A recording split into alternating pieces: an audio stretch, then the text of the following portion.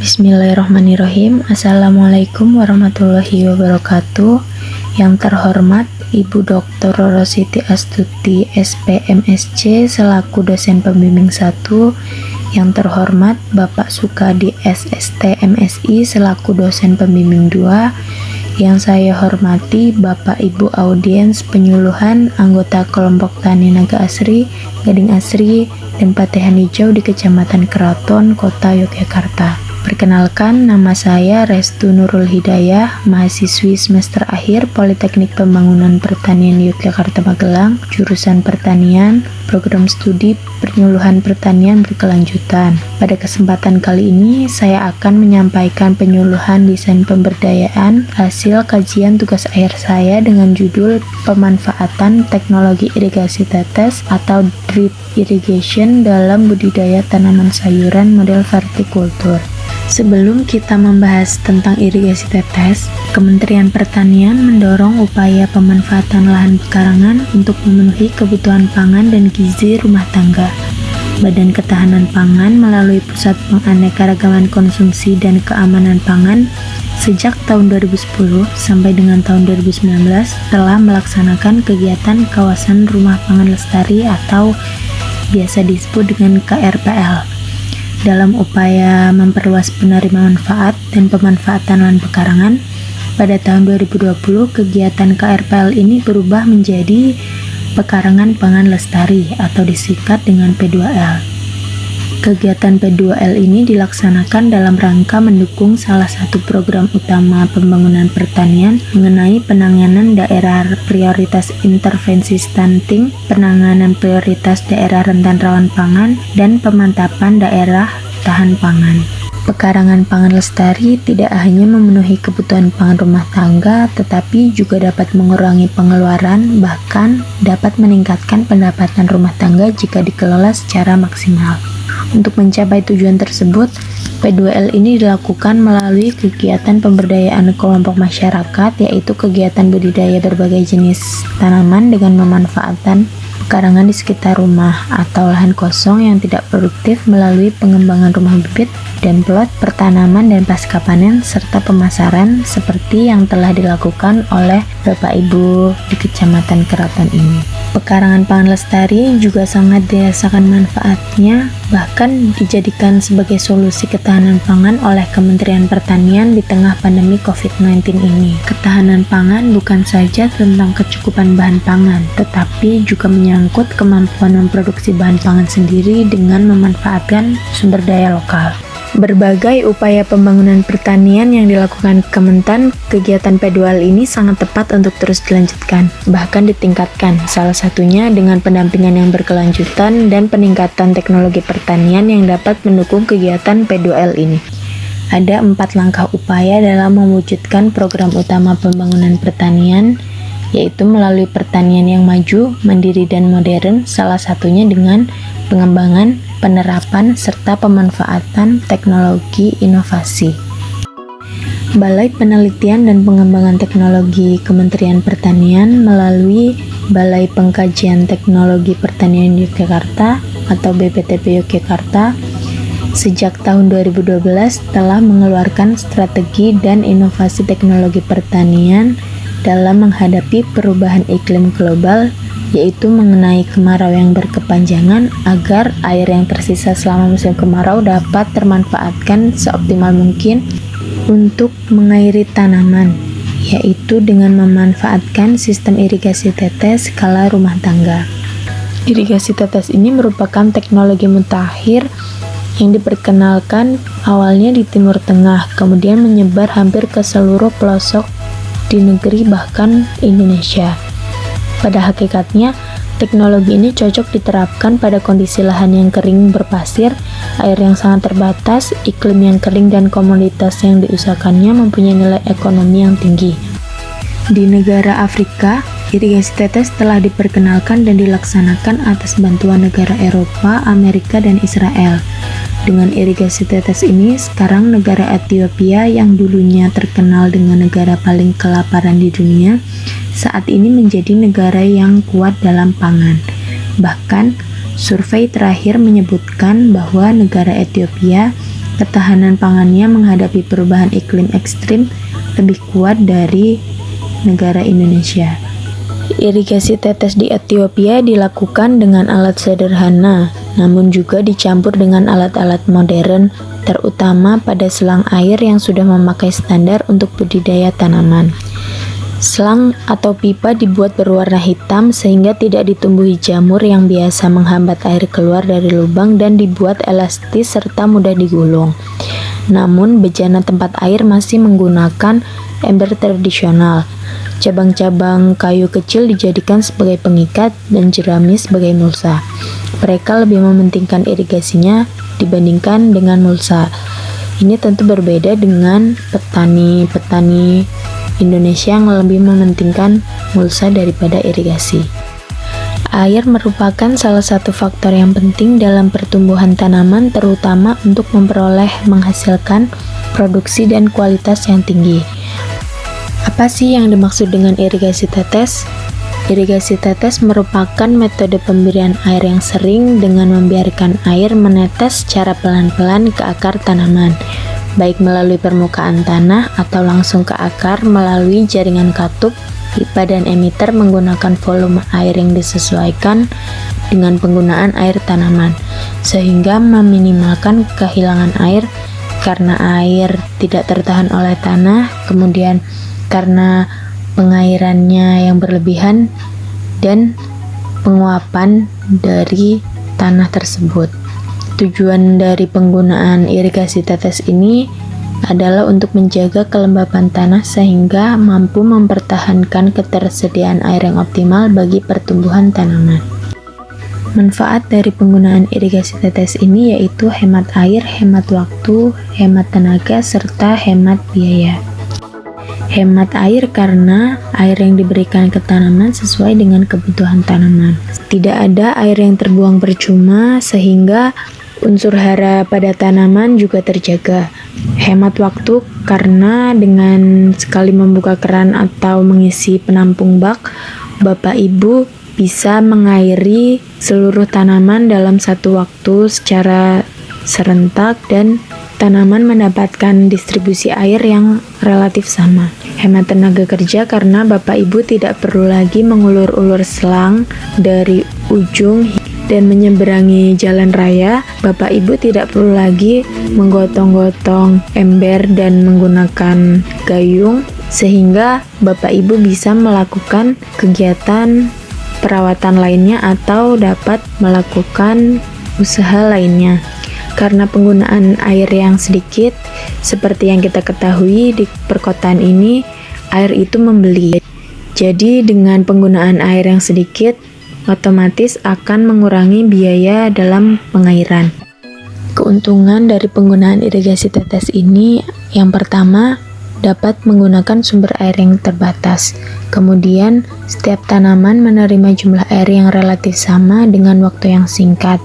Ketiga, menjaga kelembapan air tanah sesuai dengan kebutuhan tanaman sehingga tanaman dapat tumbuh dengan optimal. Keempat, mengurangi pencucian hara tanah karena air yang terbuang. Yang kelima, dapat dilakukan pemupukan saat pengairan menggunakan alat tersebut, kemudian dapat melakukan kegiatan atau perawatan lainnya. Kekurangan penggunaan irigasi tetes ini yang pertama adalah tingginya biaya awal, karena dalam pembuatan teknologi ini memerlukan beberapa alat dan bahan seperti pralon dan bak penampung. Kemudian yang kedua adalah rawan kekurangan air. Apabila menggunakan bak penampung dan Bapak Ibu lupa untuk mengisinya, maka tanaman Bapak Ibu akan rawan kekurangan air.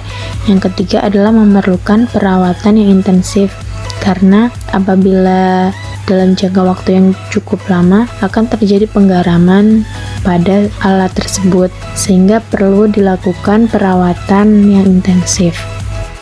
Prinsip dari irigasi tetes model vertikultur ini adalah alirannya menggunakan gaya gravitasi dan berupa tetesan, sehingga bak penampung harus lebih tinggi dari rak yang akan diairi.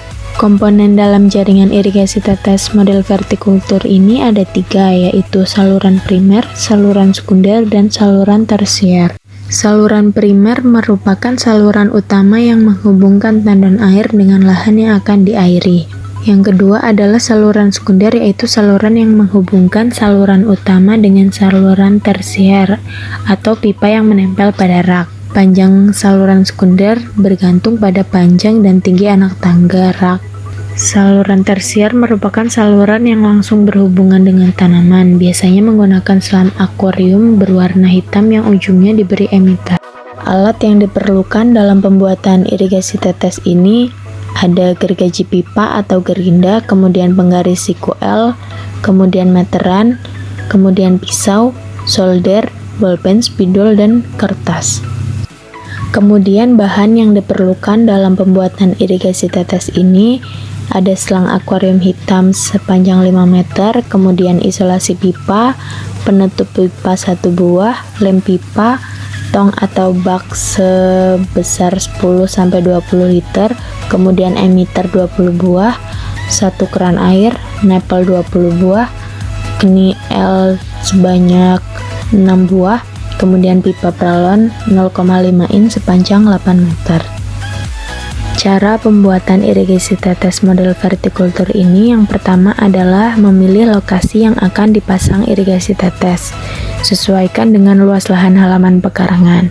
Yang kedua, menyiapkan tanaman sayuran dalam pot dan menempatkan di lokasi yang akan dipasangi irigasi tetes. Setelah rak vertikultur sudah siap, selanjutnya menyiapkan jaringan irigasi tetes primer dan sekunder. Yang ketiga adalah memilih lokasi untuk penempatan bak. Posisi bak harus lebih tinggi dari rak vertikultur. Kemudian mengukur luasan yang akan dipasangi irigasi tetes seperti panjang, lebar, tinggi rak, dan jarak bak dengan jaring irigasi, kemudian jarak pralon ke masing-masing pot sebagai acuan untuk ukuran pralon yang akan digunakan sebagai jaringan irigasi tetes.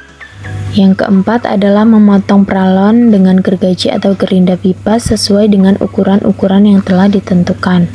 Kelima, melubangi pralon dengan solder atau bor listrik sesuai dengan jarak tanaman atau pot yang telah ditentukan. Keenam, memasang nepel, memotong serang akuarium hitam sesuai dengan ukuran jarak tanaman atau pot sebanyak lubang tersebut. Pasang selang akuarium dan emitter atau stick grip. Kemudian yang ketujuh adalah melubangi tong, memasang stop keran di penghubung saluran tandon air dan menghubungkan ke saluran utama. Yang kedelapan adalah memasang pralon pada rak sesuai dengan rangkaian instalasi atau saluran sekunder dengan menyambung ujung pralon dengan keni L dan sambung sampai rak paling bawah, kemudian tutup dengan penutup pralon. Yang kesembilan adalah isi bak dengan air. Atur tetesan air dengan memutar emitter ke arah kiri atau mengencangkan selang pada drip stick. Kemudian jaringan irigasi tetes sudah siap untuk digunakan. Berikut ini merupakan contoh pemanfaatan irigasi tetes model vertikultur di Kecamatan Kraton, Kota Yogyakarta. Untuk lebih jelasnya mengenai cara pembuatan irigasi tetes model vertikultur ini dapat diakses melalui YouTube. Selanjutnya adalah biaya dalam pembuatan irigasi tetes ini. Biaya yang diperlukan sekitar 312.200. Kemudian biaya pengairan dengan irigasi tetes dalam 1 tahun memerlukan biaya 912.200, sedangkan biaya pengairan yang biasa dilakukan Bapak Ibu dalam 1 tahun memerlukan biaya 1.200.000, sehingga selisih biaya pengairan yang Bapak Ibu lakukan sebanyak 287.800. Biaya pembuatan ini hanya dikeluarkan saat awal pertama Bapak Ibu membuat. Jadi alat ini bisa bertahan sekitar kurang lebihnya 5 tahun. Jadi Bapak Ibu pada tahun pertama mengeluarkan biaya untuk pembuatan, sedangkan tahun-tahun berikutnya Bapak Ibu hanya mengeluarkan biaya untuk pembayaran air saja. Biaya pembuatan dalam irigasi tetes ini dapat ditekan lagi dengan cara memodifikasi alat irigasi tetes tersebut. Contohnya adalah bisa dengan menggantikan ember atau tong ini seharga 150.000 dengan ember bekas cat. Kemudian Bapak Ibu juga mempunyai alat yang ada di rumah masing-masing sehingga dapat menekan biaya pembuatan ini. Selain itu, berikut ini merupakan alternatif irigasi tetes di pekarangan rumah apabila Bapak Ibu hanya mempunyai tanaman yang sedikit. Seperti gambar yang paling kiri adalah menggunakan selang infus dengan memanfaatkan botol bekas. Kemudian menggunakan water con hanya dengan membeli water con sekitar 8-10 ribu bisa ditancapkan menggunakan botol bekas. Yang ketiga adalah pipa peralon Bapak Ibu yang telah dikenalkan tadi bisa diganti dengan selang PE. Selang PE ini lebih murah, namun untuk kualitasnya itu keawetannya mungkin lebih awet pipa dibanding dengan selang PE. Seperti itu. Selain hemat waktu, hemat biaya, hemat tenaga kerja, dan hemat air, dengan teknologi ini juga dapat meningkatkan produktivitas dari tanaman sayuran yang Bapak Ibu budidayakan. Sehingga penggunaan teknologi irigasi tetes ini lebih efektif dibandingkan dengan cara penyiraman Bapak Ibu yang tradisional seperti mengkocor dengan selang ataupun dengan gayung dan ember. Semoga dengan adanya teknologi ini dapat dijadikan sebagai bahan masukan oleh Bapak Ibu di Kecamatan Keraton ini sebagai upaya untuk mengoptimalkan lahan pekarangan dengan mudah. Karena terkait kendala pertanian di perkotaan yang sibuknya aktivitas sehingga kurang dapat memperhatikan dan kurang dapat mengelola tanaman dengan baik.